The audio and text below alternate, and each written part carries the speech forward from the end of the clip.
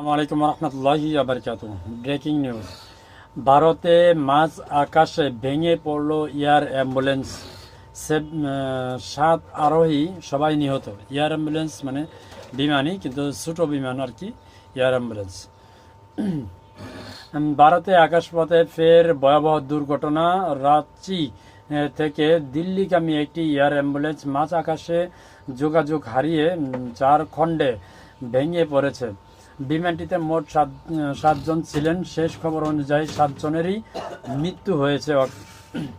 বিমানটি ছিল beach ক্রাইফট C-90 মডেলের। এটি পরিচালনা করছিলেন red bird Airways private limited. সোমবার সন্ধ্যা 7টা 11 মিনিটে ঝাড়খণ্ডের রাজধানী রাঁচি থেকে উড্ডয়ন করে বিমানটি। প্রায় 23 মিনিট পর সেটির সঙ্গে রাডার ও এটিসির যোগাযোগ বিচ্ছিন্ন হয়ে যায়। Director general of civil aviation জানায়, কলকাতার সঙ্গে যোগাযোগের পর রাত 7টা 34 মিনিটে বিমানটি রাডার থেকে হারিয়ে যায়।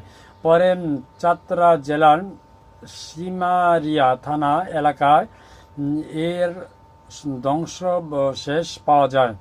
শুরুতে ধারণা করা হয়েছিল পালামো ও লাতেহারের মাঝামাঝি কোথাও দুর্ঘটনা ঘটেছে। বিমানটি ছিলেন দুই পাইলট, বিকাশ বিলাগত ও সর্বদীপ সিংহ।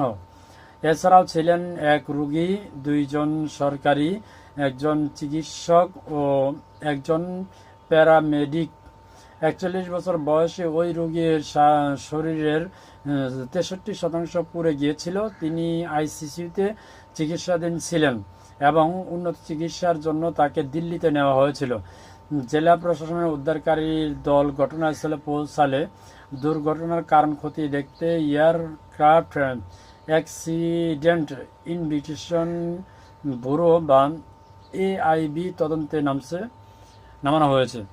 তো এয়ার বাস হচ্ছে মানে বিমান আর কি, এয়ার মানে উড়ন্ত, বাস হচ্ছে মানে বাহনকারী। যাই হোক, এই আর মানে এয়ার বাস হচ্ছে ছোট, আর এয়ার কি বলবো, এটা দুর্ঘটনা হয়েছে। যাই হোক, আল্লাহ তালা সবাইকে হেফাজত করুক। আর তারা তো মারাই গেছে 7 জন, এখানে আর বলার কিছু নাই।